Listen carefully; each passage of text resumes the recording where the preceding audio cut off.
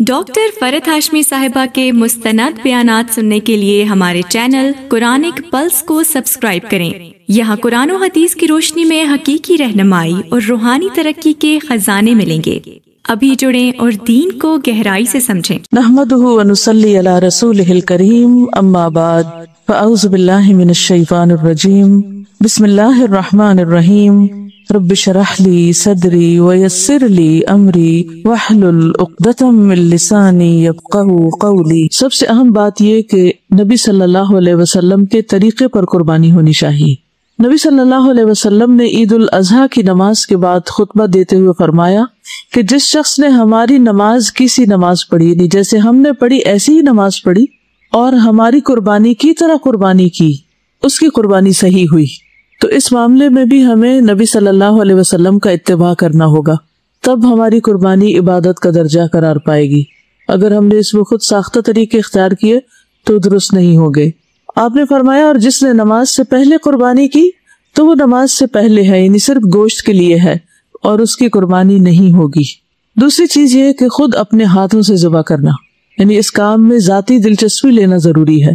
نبی صلی اللہ علیہ وسلم سینگ والے 2 چتکبرے مینڈوں کی قربانی کیا کرتے تھے۔ چتکبرے کا مطلب یہ کہ 2 رنگوں کے، اور آپ صلی اللہ علیہ وسلم اپنا پاؤں ان کی گردنوں کے اوپر رکھتے تھے، یعنی پاؤں کے ساتھ سہارا دیتے تھے۔ یہ نہیں کہ گردن پہ پاؤں رکھ کے چڑھ جاتے تھے، ایسا مطلب نہیں ہے۔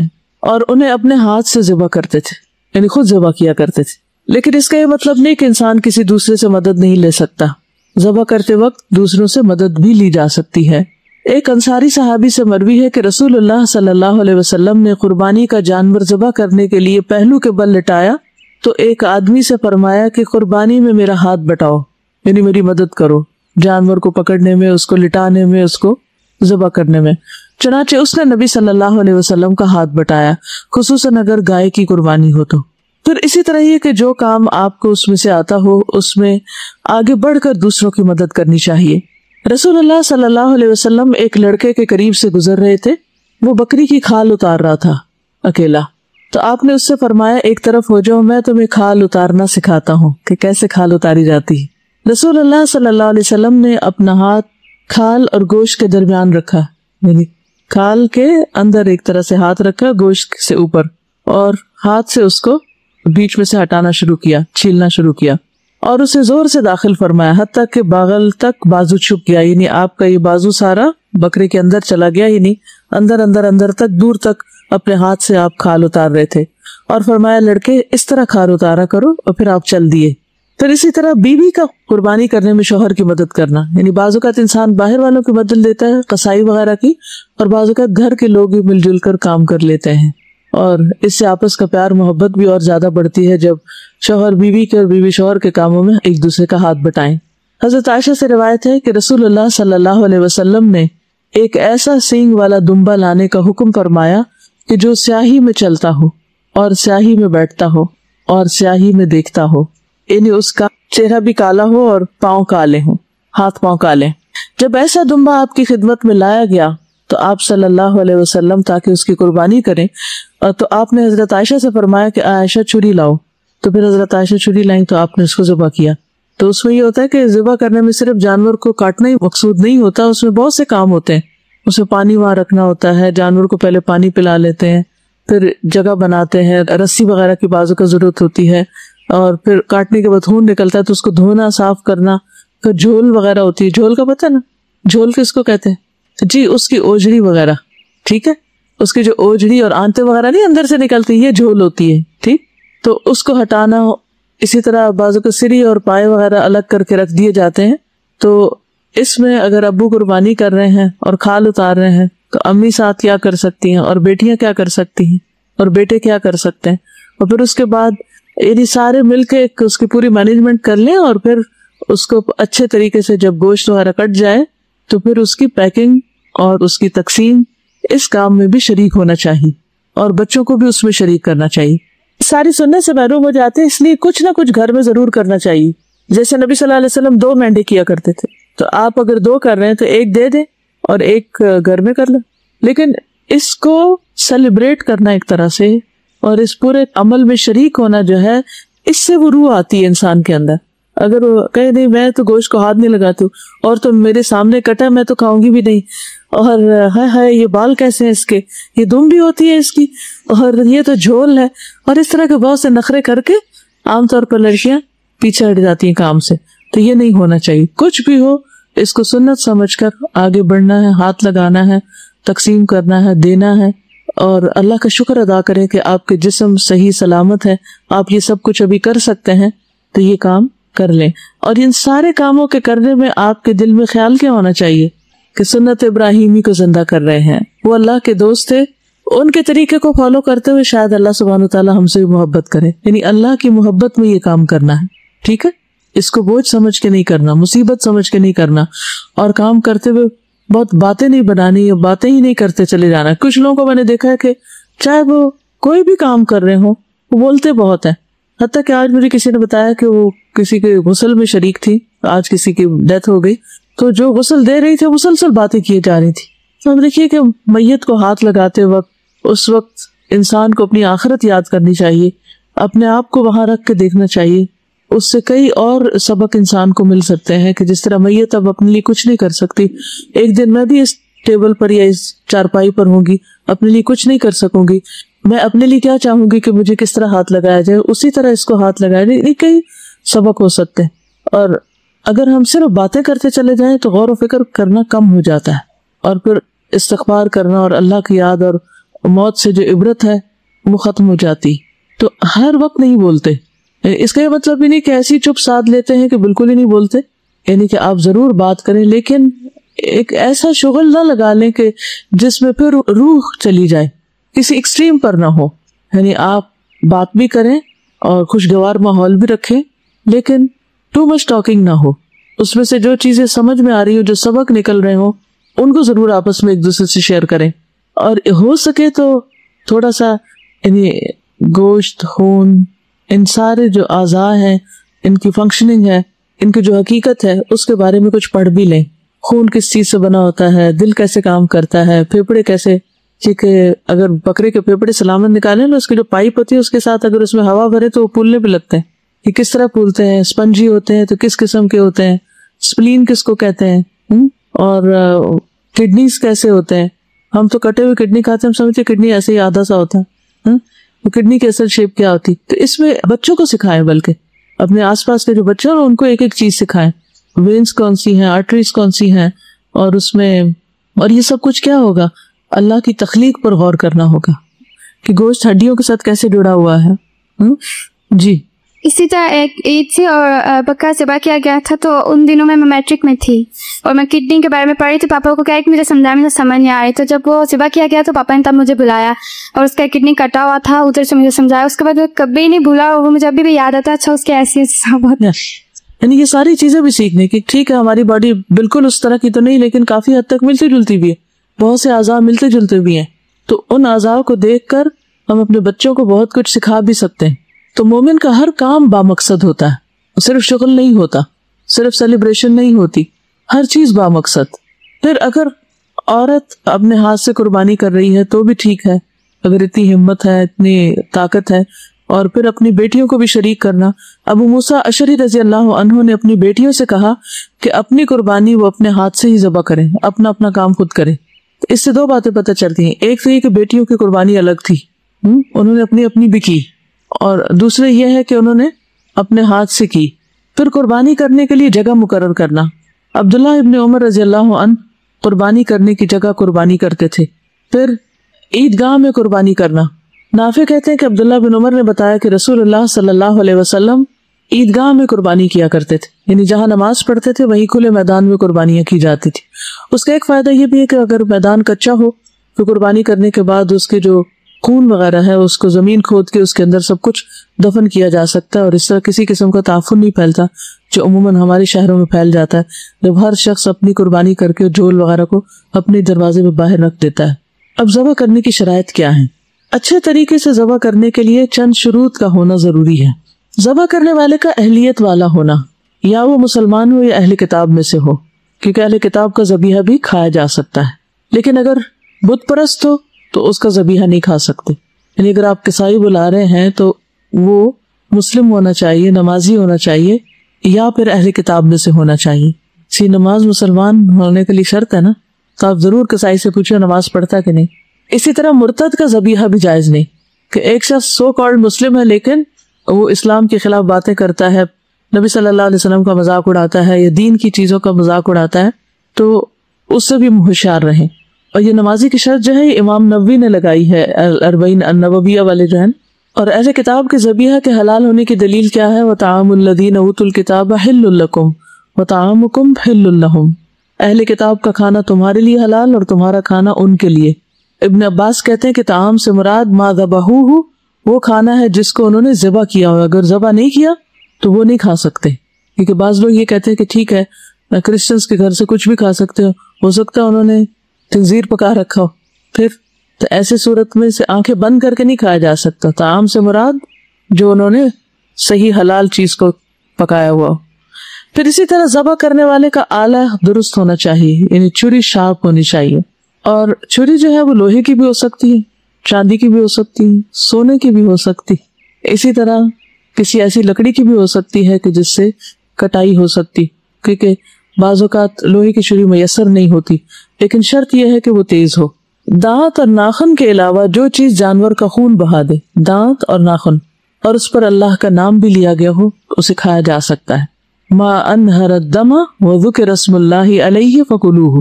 تو چھری کی دھار کو تیز کرنا لازم ہے کیونکہ اس سے ذبیحہ کے لیے آسانی ہوتی.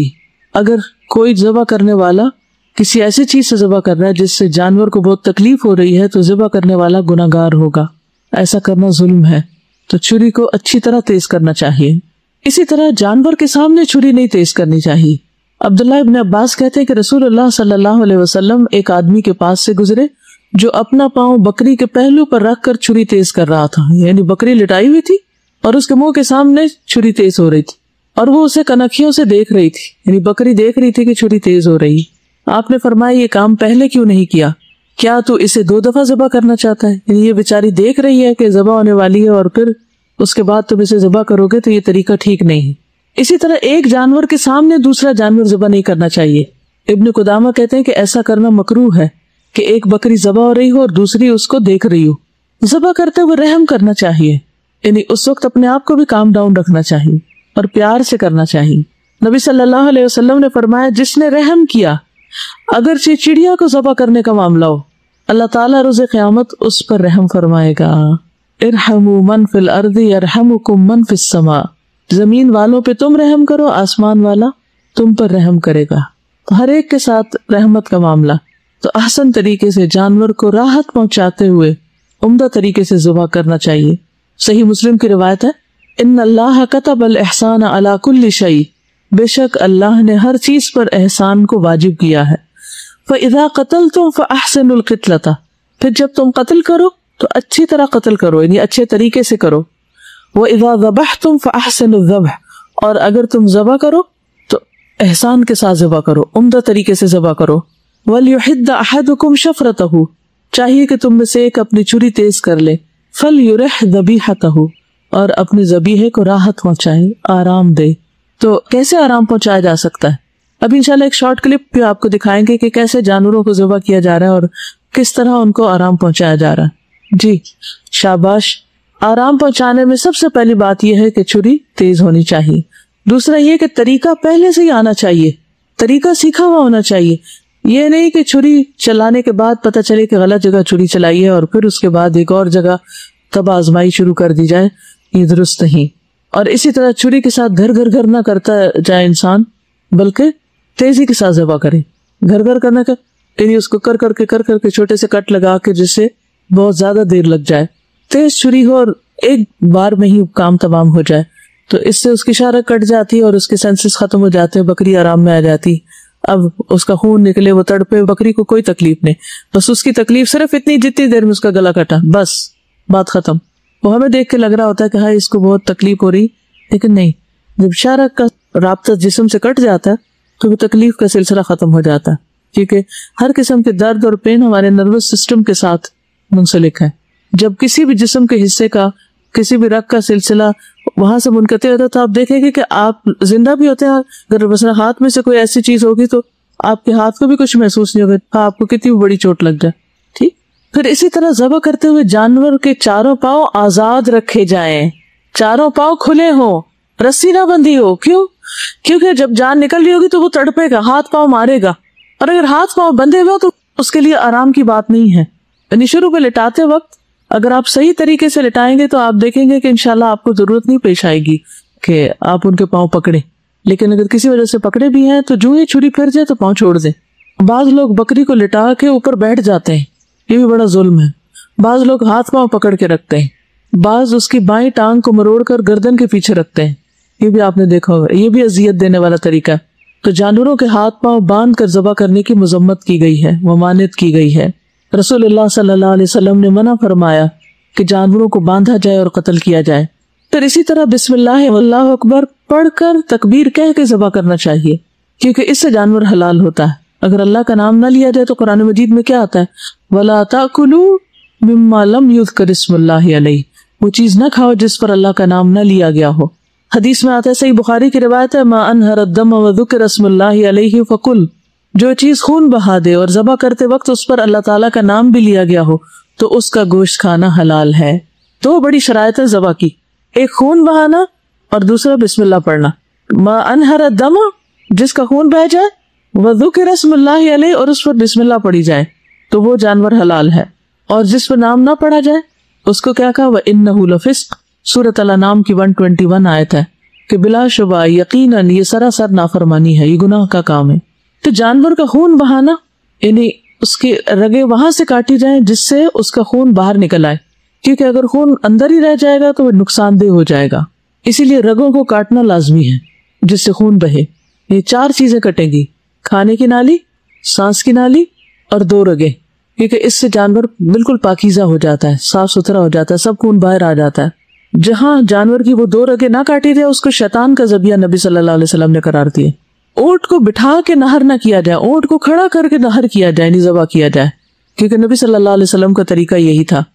زیاد بن جبیر کہتے ہیں کہ میں نے دیکھا کہ عبداللہ بن عمر ایک شخص کے پاس آئے جو اپنا اونٹ بٹھا کر نہر کر رہا تھا. عبداللہ نے فرمایا اسے کھڑا کرو اور باندھو پھر نہر کرو. یہی رسول اللہ صلی اللہ علیہ وسلم کی سنت ہے. اور ان جانوروں میں سے تمام چیزیں یعنی ان کے گوشت، ان کی کھالیں اور جھولیں تقسیم کر دی جائیں، فقراء وغیرہ کو دے دی جائیں. قصاب کو نہیں دے سکتے. قصاب کو قربانی میں سے کوئی چیز بطور اجرت نہیں دی جا سکتی. اور بطور تحفہ کچھ گوشت اس کو بھی دے دیا جائے، اس نے کاٹا ہے، سب کچھ کیا، لیکن قیمت پہلے چکا لی جائے اور اس کے اوپر کوئی گفٹ کے طور پر آپ دینا چاہیں تو وہ دے سکتے ہیں. حضرت علی روایت کرتے ہیں کہ نبی صلی اللہ علیہ وسلم نے حکم دیا کہ قربانی کے جانور کے گوشت، ان کی کھالیں اور جھولیں تقسیم کر دی جائیں اور قصاب کو ان میں سے اجرت میں سے کچھ بھی نہ دیا جائے. وہ کہتے ہیں کہ ہم قصاب کو اپنے پاس سے اجرت دیتے تھے، ٹھیک ہے، اور قربانی کی کھال اور جھول کو صدقہ کر دیا جاتا تھا. یہ بھی حضرت علی کا بیان ہے کہ قربانی کا جو جانور میں نے ذبح کیا تھا اس کے جھول اور کھال کو صدقہ کیا. نبی صلی اللہ علیہ وسلم نے فرمایا جس نے اپنی قربانی کی کھال فروخت کی اس کی قربانی نہیں ہوئی. پھر گوشت سے متعلق کچھ احکامات ہیں. قربانی کا گوشت خود بھی کھانا چاہیے اور دوسروں کو بھی دینا چاہیے. فَكُلُوا مِنْهَا وَأَطْعِمُوا الْقَانِعَ وَالْمُعْتَرَّ، پس اس میں سے خود بھی کھاؤ اور ان کو بھی کھلاؤ جو قناعت کیے بیٹھے ہیں، اور ان کو بھی جو اپنی حاجت پیش کریں.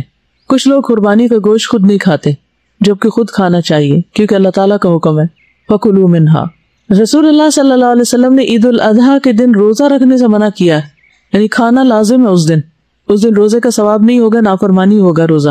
پھر قربانی کا گوشت پکوانا.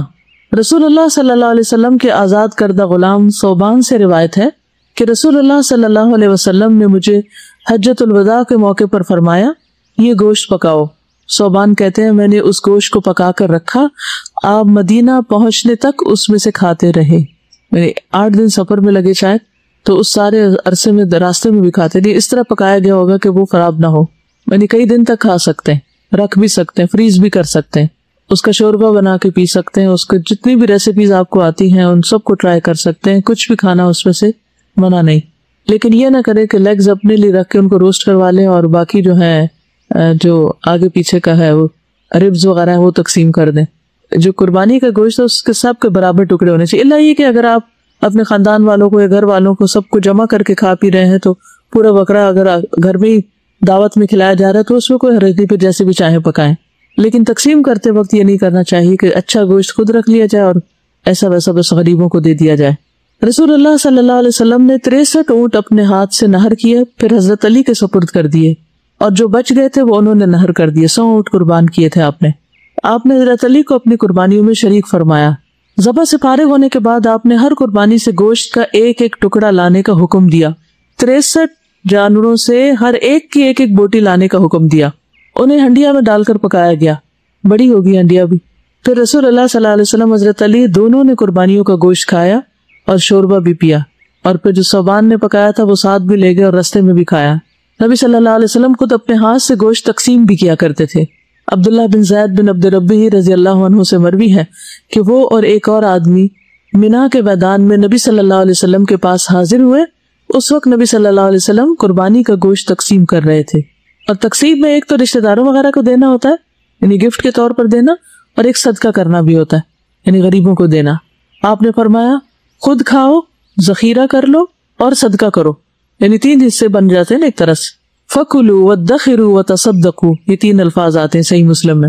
پھر قربانی کے جو جانور ہیں جیسے اونٹ وغیرہ ہیں تو ان کے بارے میں قرآن مجید میں آتا ہے وَالْبُدْنَ جَعَلْنَاهَا لَكُم مِّن شَعَائِرِ اللَّهِ لَكُم فِيهَا خَيْرٌ فَاذْكُرُوا اسْمَ اللَّهِ عَلَيْهَا صَوَافَّ فَإِذَا وَجَبَتْ جُنُوبُهَا فَكُلُوا مِنْهَا وَأَطْعِمُوا الْقَانِعَ وَالْمُعْتَرَّ كَذَلِكَ سَخَّرْنَاهَا لَكُمْ لَعَلَّكُمْ تَشْكُرُونَ۔ اور قربانی کے بڑے جانور ہم نے انہیں تمہارے لیے اللہ کی نشانیوں میں سے بنایا ہے، تمہارے لیے ان میں بڑی خیر ہے، سو ان پر اللہ کا نام لو اس حال میں کہ گھٹنا بندھے کھڑے ہوں۔ صواف کا ایک معنی صف میں، اور ایک کیا گھٹنا بندھے ہوئے، جیسے اونٹ کو ایک گھٹنا باندھ دیا جاتا تھا کہ وہ بھاگ نہ سکے۔ پھر جب ان کے پہلو گر پڑے تو ان میں سے خود بھی کھاؤ اور قناعت کرنے والوں کو بھی کھلاؤ، نہیں جو سوال نہیں بھی کرتے ان تک بھی پہنچاؤ۔ کچھ تو ایسے تو فقیر خود ہی آ جاتے ہیں، لیکن کچھ لوگ گھروں میں اتنا نہیں مانگتے، تو ان کو بھی دینا ضروری ہے۔ اس طرح ہم نے انہیں تمہارے لیے مسخر کر دیا تاکہ تم شکر ادا کرو۔ یہ سورۃ الحج کی آیت نمبر 36 ہے۔ پھر سورۃ الحج 28-29 میں بھی فرمایا کہ وَيَذْكُرُ اسْمَ اللَّهِ فِي أَيَّامٍ مَّعْلُومَاتٍ عَلَىٰ مَا رَزَقَهُم مِّن بَهِيمَةِ الْأَنْعَامِ فَكُلُوا مِنْهَا وَأَطْعِمُوا الْبَائِسَ الْفَقِيرَ۔ تو اس میں بھی کیا ہے، کلو منہا، خود کھاؤ، اور اطعموا کھلاؤ، کس کو؟ البائس الفقیر، تنگ دست محتاج کو۔ پھر اسی طرح لوگوں کا جب جمگٹا ہو جائے تو پھر تقسیم کر دینا چاہیے سارا کچھ۔ نبی صلی اللہ علیہ وسلم کے دور میں ایک مرتبہ قربانی کے دن ایک قافلہ آ گیا تو آپ نے فرمایا 3 روز تک کا گوشت رکھو، باقی جو بچے صدقہ کرو، یعنی بہت زیادہ اپنے لیے مت رکھو، صرف 3 دن تک جو کھا سکتے ہو بس وہ رکھو۔ تو آپ نے لوگوں کے ہجوم کی وجہ سے، ضرورت مندوں کی کثرت کی وجہ سے قربانی کا گوشت ذخیرہ کرنے سے منع کر دیا، اسے تقسیم کرنے کا حکم دیا، اگرچہ بعد میں اس کی اجازت دے دی تھی رکھنے کی۔ مثلا اگر اس سال سیلاب ہے اور سیلاب زدگان کو زیادہ ضرورت ہے تو پھر وہاں زیادہ دے دینا چاہیے اور خود کم کھانا چاہیے، اپنے ذخیرہ کرنے کے لیے کم رکھنا چاہیے۔ اسی طرح اگر آس پاس بھوک اور مفلسی ہو، غربت ہو، فقر ہو، تو اس صورت میں قربانی کا گوشت ذخیرہ نہیں کرنا چاہیے، اپنے فریزرز میں نہیں رکھنا چاہیے۔ سلمہ بن الاکوع نے بیان کیا ہے کہ نبی صلی اللہ علیہ وسلم نے فرمایا جس نے تم میں سے قربانی کی تو تیسرے دن وہ اس حالت میں صبح کرے کہ اس کے گھر میں قربانی کے گوشت میں سے کچھ بھی بچا ہوا نہ ہو۔ یہ کس صورت میں؟ جب غریب فقیر بہت ہو۔ دوسرے سال صحابہ نے عرض کیا یا رسول اللہ کیا ہم اس سال بھی وہی کریں جو پچھلے سال کیا تھا کہ 3 دن تک بس قربانی کا گوشت رکھیں؟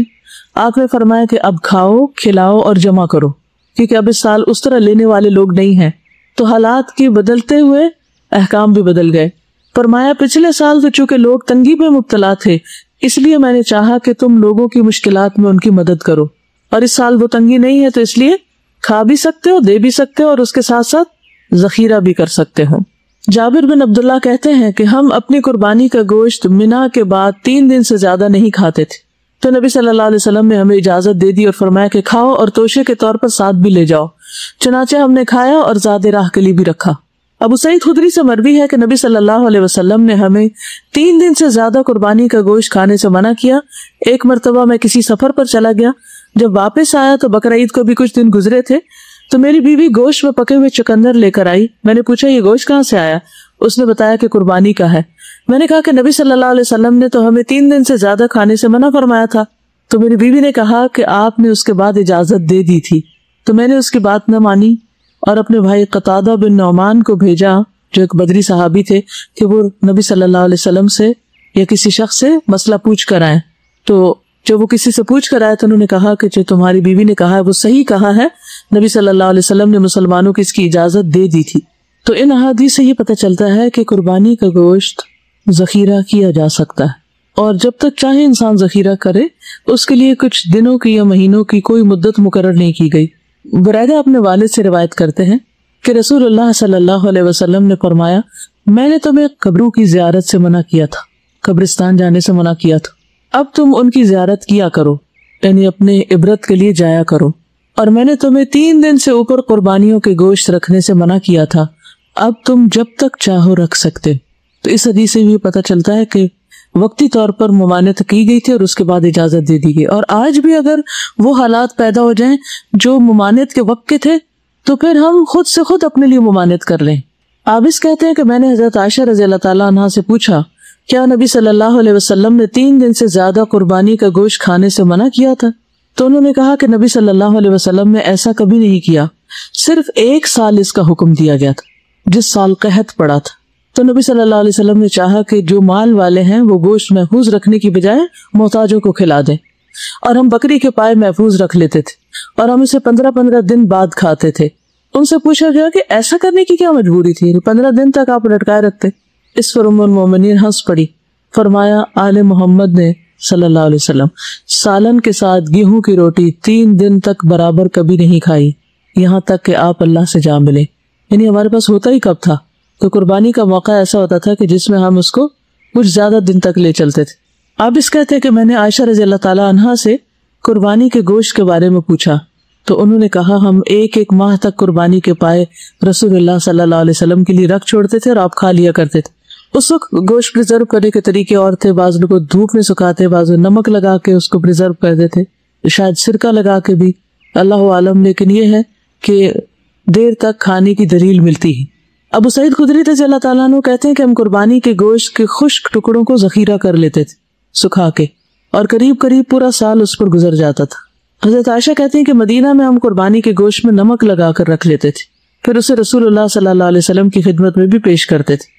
ڈاکٹر فرحت ہاشمی صاحبہ کے مستند بیانات سننے کے لیے ہمارے چینل قرآنک پلس کو سبسکرائب کریں۔ یہاں قرآن و حدیث کی روشنی میں حقیقی رہنمائی اور روحانی ترقی کے خزانے ملیں گے۔ ابھی جڑیں اور دین کو گہرائی سے سمجھیں۔